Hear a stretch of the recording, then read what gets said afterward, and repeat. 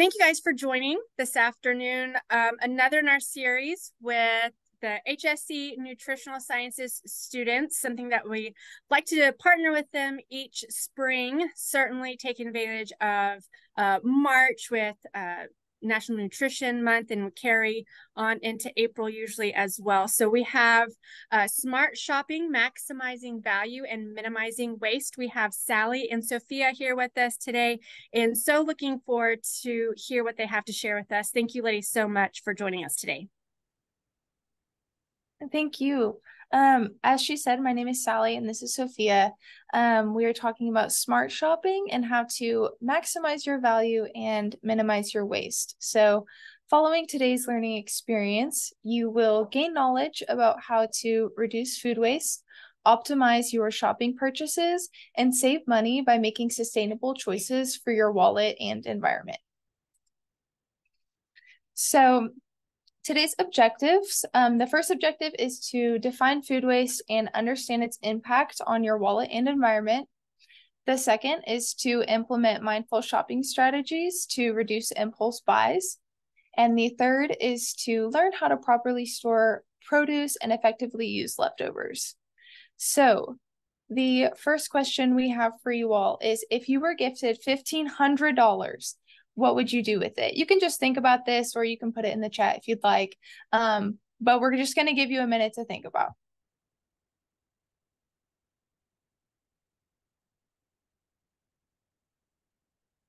Okay, so $1,500, according to the United States Department of Agriculture, the typical American family of four wastes around $1,500 per year on discarded food.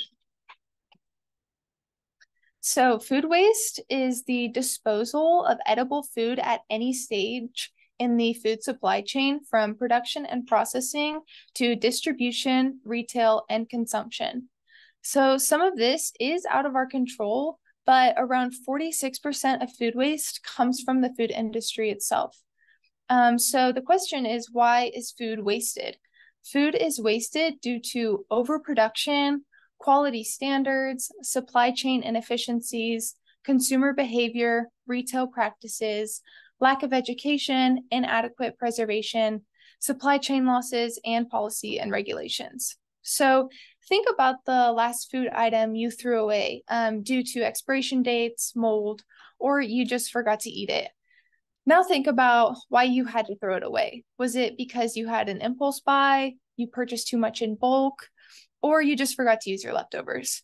These are some of the behaviors we'll be going through today to offer practical tips for adopting more mindful and sustainable shopping practices. So food waste is due to many issues, including people throwing away food, farmers leave unharvested crops, transportation malfunction, and rejection of food products from retailers because of the appearance of food or the color of the food. So around 80 million tons of food go to waste each year in the United States. About 38% of all food goes unsold or uneaten, and about 149 billion meals worth of food goes to landfills. So food waste has a huge impact on the environment, and with more than a third of food generated in the United States goes to waste, while also wasting the resources invested in its production. So decreasing food waste can lessen the need for new food production, shrinking projected deforestation, biodiversity loss, water pollution, and water scarcity. Food waste stands out as the predominant material sent to landfills, making up around 22 to 24% of disposed solid waste. The resources that go into a year of food waste in the US include greenhouse gas emissions of more than 42 coal-fired power plants, enough water and energy to supply more than 50 million homes, and the amount of fertilizer used in the US to grow all plant-based foods for US human consumption, as well as an area of agricultural land equal to California and New York. The total land area that is used to produce food is over 25% of the United States. So greenhouse gas emissions include carbon dioxide, methane, nitrous oxide, and some synthetic chemicals. Once these are released into the atmosphere, they trap heat and they contribute to higher global temperatures, changes in weather patterns, and rising sea levels. Burning fossil fuels for energy, deforestation, industrial processes, agriculture, and transportation are all human activities that contribute to greenhouse gas emissions. Greenhouse gas emissions are released at all stages of the food supply chain in the United States, with the highest levels occurring during primary production. Some examples of this include methane from enteric fermentation, manure management, and rice cultivation, nitrous oxide from nitrogen fertilization and manure management, and carbon dioxide from soil management practices such as reduced soil carbon sequestration, leading to CO2 release as well as fertilizer production and energy use by farm equipment. Approximately 4.72 kilograms of CO2 equivalents are released in primary production per person per day in the United States and accounts for 39% of methane emissions and 80% of nitrous oxide emissions. Methane is a greenhouse gas emission with global warming potentials that exceed 25 times that of CO2, and nitrous oxide exceeding 265 times that of CO2. The use of water and energy occur all along the food supply chain, from primary production, distribution and processing, retail, and consumption. Freshwater is used for functions such as irrigating crops, processing food products, as well as preparing and cooking. 30% of blue water withdrawals in the US is due to cradle-to-consumer food supply chain, which is about 34 trillion gallons annually. Blue water refers to fresh water from surface water to groundwater, and around 56% originates from groundwater, while 44% is derived from surface water sources. The primary production stage, particularly irrigation, makes up the largest portion of water withdrawals, representing around 63%. After primary production, blue water is utilized in food processing. Blue water serves as food ingredient and for processing operations, cleaning, and sanitation purposes. Beverages lead in terms of blue water withdrawals during the food processing stage. Following beverages, processed foods and flavorings, and then livestock slaughtering and processing. Every stage throughout the cradle-to-consumer food supply chain requires energy, and energy is used for functions such as powering tractors, distributing irrigation water, operating food processing machinery, and maintaining refrigeration systems. From 2004 to 2015, the food supply chain in the US consumed around 11,800 petajoules of energy each year, which is about 11% of the nation's total energy consumption. Pesticides are used to destroy and prevent plant or animal pests. Natural or synthetic herbicides, insecticides, fungicides, soil fumigants, or plant growth regulators can be used for different types of crops and pests to help protect against damage. Herbicides are the most used pesticides by farmers in the United States, which is about 63%. The crops that have the highest amount of pounds of pesticide include corn at 40%, soybeans at 22%, and potatoes at 10%. The use of these pesticides can cause harm to humans, contaminate waterways, alter soil quality, and harm ecosystems. A total of 20 million metric tons of fertilizer were applied in the US in 2015. Over half was applied to feed crops, while the other half was used on grains and sweeteners. It's estimated that about 140 million acres, or 19,000 square feet per person, of agricultural land is used yearly to produce food that is lost or wasted. This equates to about 16% of agricultural land in the US and around 830,000 kilometers squared are used as cropland, and more than 3 million kilometers squared are used as pasture in the US for food production. The alteration of soil, air, and water quality is affected when land is used to produce food. So, why should you care? The effects of food waste often cannot be seen because the effect is happening over a very long period of time.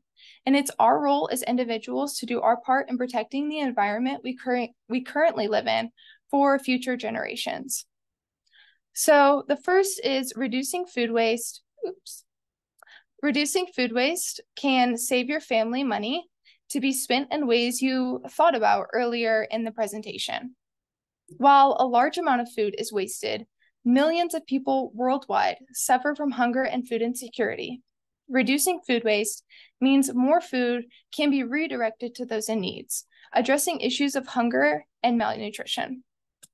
When food is wasted, all the resources that went into producing it, land, water, energy, and labor, is also wasted. Moreover, decomposing food in landfills produces methane, which is a potent greenhouse gas that contributes to climate change. So eating more mindfully and reducing food waste can lead to healthier eating habits. This is by planning meals, buying only what you need, and using leftovers creatively, you can improve your diet and overall well-being. The fifth is that you are missing out on nutritional benefits when you don't use the entire product. Broccoli stalks are often discarded, but they are rich in fiber, vitamin C, vitamin K, and other nutrients. Beet greens attached to fresh beets are edible and can be sauteed, steamed, and added to soups and stews for added nutrition. Pineapple cores can be juiced or blended into smoothies for added sweetness and fiber. Carrot tops are edible and contain nutrients like vitamin K, vitamin C, and potassium. Many parts of vegetables are thrown away in the US, but are consumed in other countries, so be willing to try new things. There are many items that can be used secondarily to simply eating the fruit or vegetable. Examples of this include citrus peels that can be used for homemade cleaning products, zest for flavoring dishes, or infused vinegars or oils. Banana peels and coffee grounds can be used as plant fertilizer. The heel or end of your bread can be used to make breadcrumbs or used to help keep cookies soft. Watermelon rinds can be pickled to make a tangy snack or added to salads for a crunchy texture. So the first thing to look at when you're shopping is the expiration dates. These are important to look at when considering purchasing to avoid spoilage. Expiration dates can be found in numerous places, such as the top or bottom of the packaging, especially canned goods or boxed products, containers, lids, such as yogurt or sour cream. The expiration date is the last day a product should be consumed according to the manufacturer. The best if used by date is when the product will be at its best quality. This date is just a suggestion and can be found on shelf-stable items. The sell-by date is a guide as to when the product should be displayed for sale. Food products are generally safe to consume after this date, but they may begin to lose flavor, and it's not recommended to buy products that have gone past this sell-by date. The guaranteed fresh date is used for perishable products and indicates that the freshness of the product is not assured, but may still be edible. We've discussed many of the consequences that come with food waste, but what exactly can we as consumers do about it? Mindful shopping can be the first and easiest way to combat food waste. It all boils down to knowing yourself and knowing your family. The first step is know your tendencies. Monitor your habits and be aware of how quickly you consume fresh produce to avoid overbuying. If there's an item that you consistently throw out, maybe buy in smaller quantity, find a new way to prepare, or consider buying something else instead. Check expiration dates, best if used by, sell by, and guaranteed fresh dates when buying a product to ensure you have optimal time to use. The second is needs versus wants. Prioritize essential items versus unnecessary purchases. And last, fresh, canned, and frozen are all types of produce that relatively have the same nutritional value. Decide what fits your budget and lifestyle appropriately. If you're someone that does not finish fresh vegetables or fruit before they spoil, or you get tired of eating the same produce throughout the week, consider a different option. Frozen may actually be more nutrient dense because they are picked during their season when their highest nutritional content is there. We have seen all the negative impacts that come with food waste, so let's talk about a few ways more to combat this. You have seen that it's not as complicated as you think. Weekly grocery lists can help you to prepare and take the stress out of buying groceries. There are numerous reasons why spending time to create a grocery list will reduce food waste and save money in your house. When you have a list, you are less likely to deviate and buy items you do not need and may end up just throwing away. Lists also put into perspective the amount of food you should purchase before it spoils.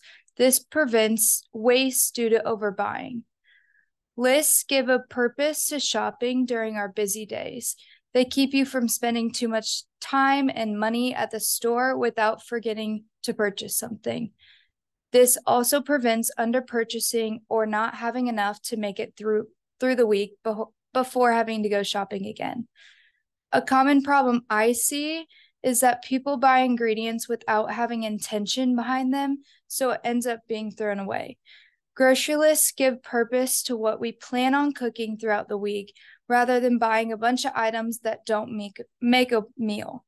Before creating the list, look up or think of a few meals that you would like to make throughout the week, and then extra points if these are able to be mixed and matched, with which further reduces the likelihood of ingredients being wasted. And lastly, before shopping and creating your list, take a look at your fridge, freezer, and pantry to avoid purchasing items you already have. It may sound super easy and simple, but often you don't remember what you have or what is about to spoil. So this helps to be aware of expiration dates of items you already have when you're going shopping. Use a first in, first out approach in order to be aware of newer items and how to store them properly. You can freeze items that are about to go bad and make sure to move forward the older products and place the newer ones in the back so they are in order of what you want to eat first. When planning a grocery list, an easy way to remember this is the 5-4-3-3-2-1 method. This is your choice of 5 vegetables, 4 fruits, 3 proteins, 3 starches or grains, 2 dairy products / eggs, and 1 extra item. The format may change based on family size and meals consumed each day, but the goal is to go in with a prepared list to avoid overbuying things you may not use. The list can be an approachable way to find new fruits and vegetables each week, adding more variety and color to your plate.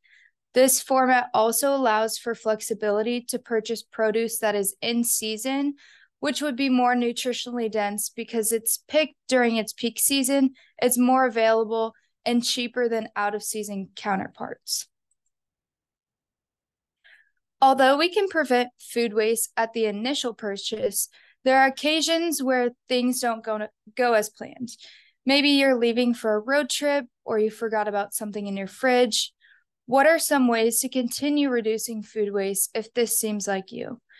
There are online shopping platforms like Misfit Market and Imperfect Foods that ship to your door and save produce that may not have been bought at the grocery store. This produce may be misshapen, smaller than normal, or the producer had too much of it, but you can get it for a fraction of the price of what it would normally cost. Produce gardens and windowsill herbs are easy to maintain and allow freshly grown produce throughout the nice weather. Plants like tomatoes, bell peppers, cucumbers, etc. can be a good place to start. All you need to do is plant the seeds, water weekly, and harvest your crop. Herb gardens in your house do not need crazy attention to maintain, and sometimes they can only be grown in just water like green onions. Instead of prepping whole meals throughout the week, prep ingredients to keep variety and versatility. Try new recipes by telling ChatGPT what you have in the fridge and pantry, and it will give you something to make out of it. When eating fruits and vegetables, try to use the whole item or freeze your vegetable scraps to make homemade vegetable broth. For example, most people cut off the stems of broccoli like we spoke about, but the stems actually have different nutritional value than the head of the broccoli. And if you know you typically waste fresh produce, stock up on canned items such as beans, legumes, green beans, corn, etc. This way you always have vegetables and high fiber items on hand. Now that you know what to buy, let's talk about the best ways to store produce to avoid spoilage. Fruits and vegetables can be divided into 2 and possibly 3 categories. These are ethylene-producing foods and ethylene-absorbing foods, and then sometimes an item can be both. Some examples of ethylene-producing are apricots, pears, figs, and green onions. Some absorbing foods are asparagus, carrots, peas, and fresh herbs. There are also some foods, like I talked about, that are examples of each. These are apples, berries, bananas, tomatoes, and stone fruits like peaches, cherries, and other fruits that have pits, and these should be stored on their own. Ethylene producers release an unharmful gas as they ripen, but if stored next to an ethylene absorber, it can cause the absorber to spoil faster. Although this can be used to your advantage if you're wanting to ripen a fruit, you just place it in a brown bag with something of the opposite category and it will ripen much quicker. When storing your produce, ask these 3 questions. Which category does the produce fit into? What other items can it be stored next to? And should it just be stored alone? I'm going to talk a little bit more about how to store specific produce to help it last as long as possible. Asparagus and celery and carrots, so your stock vegetables, should be stored in water to increase the crispiness of the vegetable over a long period of time. Leafy greens and herbs can be wrapped in a damp paper towel to also keep the greens from wilting. Arugula and spinach, you can place a dry paper towel within the bag that you purchase it in or another storage container, and this helps to absorb the extra moisture that is produced so it doesn't spoil as quickly. With berries, I like to cut them and wash them right when I purchase, and then store them in an airtight container with a paper towel on the bottom, which also helps to soak up the extra moisture. Pre-chopped veggies can be stored in an airtight container as well. And an extra tip for this is to pre-chop at the beginning of the week, so you're more likely to grab for them as an easy snack or add them to a busy dinner. Lastly, apples and citrus can be stored in the drawer of your fridge. Now for the food items that you do not or maybe should not refrigerate. I like to think of it based on what you find in the store when you purchase and where that is located. If you see them in the middle of the area and not within the refrigerated produce, it probably doesn't need to be refrigerated until you cut into it at home. The fridge slows down the ripening process, so this is something to think about based on when you want to eat it or how long you want it to last. So if you want it to last the whole entire week, you may think about putting it in the fridge, but if you are thinking about eating it in the next couple nights, you could just store it on the countertop. Potatoes are to be stored in a dry shaded area. So this could be like a cupboard or a cabinet where the light isn't hitting it. Onion and garlic can be stored on the countertop until you cut into it. Then you would want to place it in an airtight container in the fridge. Tomatoes and avocados depend on where you want to or how ripe they are when you purchase and when you want to eat them. If you want to eat them sooner, you can keep them on the countertop. But if you're trying to preserve them from ripening, then you want to place them in the fridge. Bananas and pineapples should be stored separately from other produce items on your countertop. And then stone fruits also depend on ripeness, like the tomatoes and avocados. So this is things such as peaches, plums, mangoes. You can store these either in your fridge or on the countertop. And this just depends on, like I mentioned, if you want to eat it right away or if you're trying to preserve it for as long as possible. And lastly, for apples and citrus, I talked about how you can store them in the drawer of the fridge, but you can also put them on the countertop based on preference.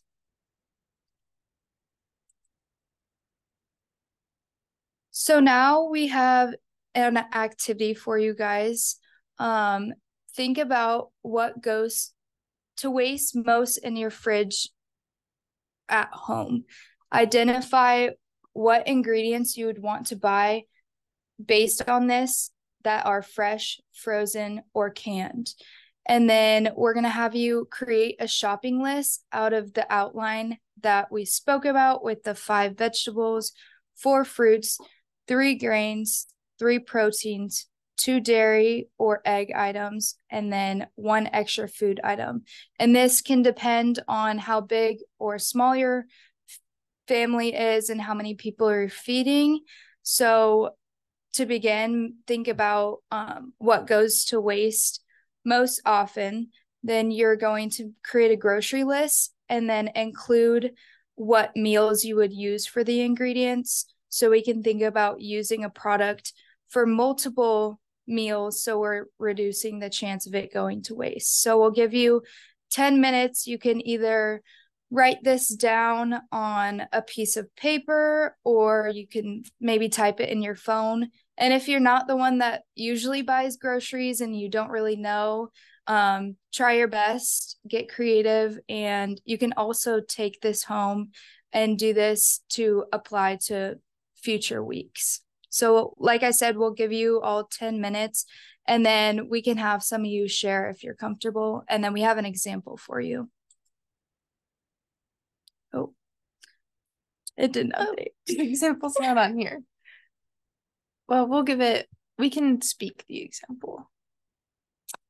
So our example that we made, it didn't update on the slides, but so for our 5 vegetables, we chose broccoli, bell pepper, spinach, carrots, zucchini. Our 4 fruits, we chose apples, bananas, oranges, and then some type of berry, strawberry, raspberries, blueberry, whatever berry. And then the 3 proteins we chose were chicken, salmon, and then tofu. And then 3 grains, we did brown rice, quinoa, whole wheat pasta. 2 dairy products or eggs, we did eggs and Greek yogurt. And then our 1 extra item was tomato sauce. And you don't have to use these exact numbers either. If you're just shopping for yourself or just you and a partner, then you can always make these numbers smaller based on how many items you think you need. But so with these ingredients, you can mix and match to create various meals, such as grilled chicken with roasted broccoli and quinoa, vegetable stir fry with tofu and brown rice, spinach salad with grilled salmon and whole wheat pasta, an omelet with bell peppers, spinach, and feta, a smoothie bowl with Greek yogurt and mixed berries, fruit salad with apples, oranges, and bananas, zucchini noodles with tomato sauce and grilled chicken, a salmon and vegetable kebabs with brown rice, chicken and vegetable curry with quinoa, scrambled eggs with sauteed spinach, and whole wheat toast. So those are just some examples that you guys can like base yours off of. But we'll give you guys a few more minutes and you can kind of create that, and then we'll ask if anyone's willing to share.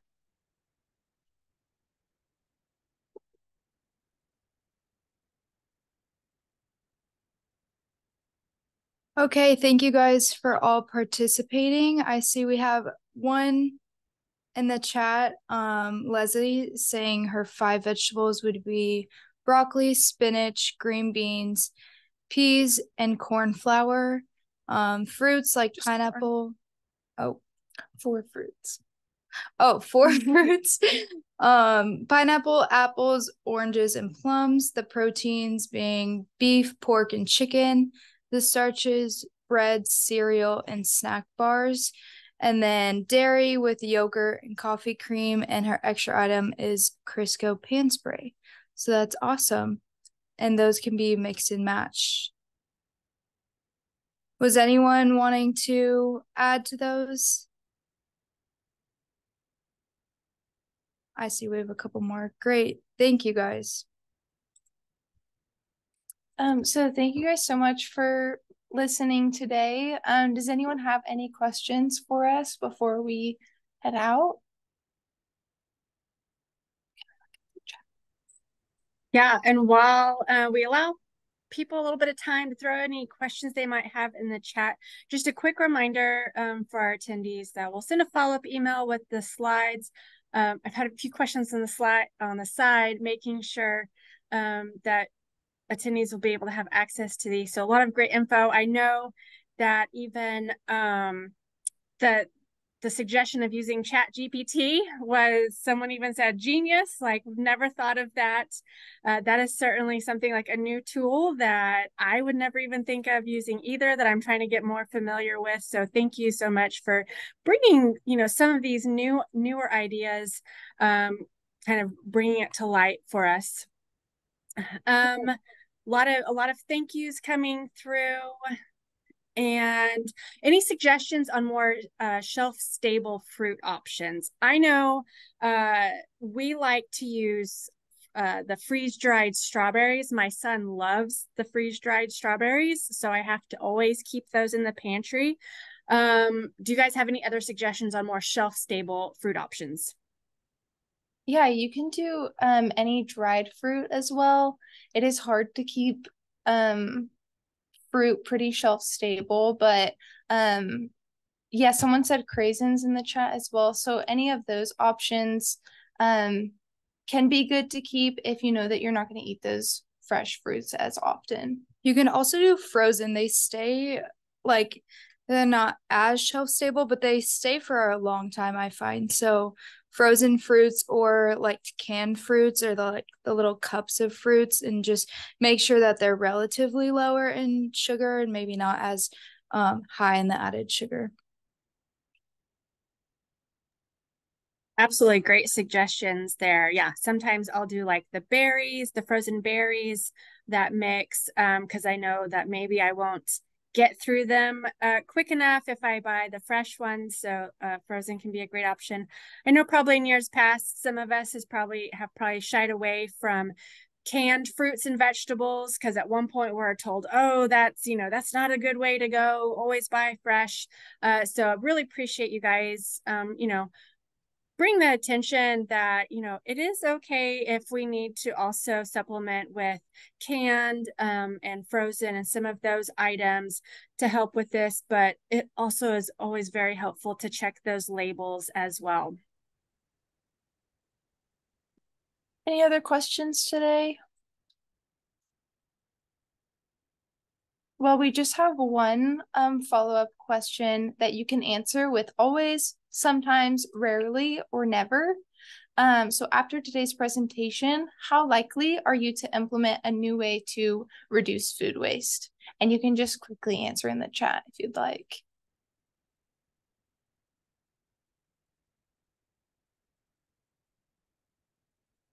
I'm seeing a lot of always, which is really nice.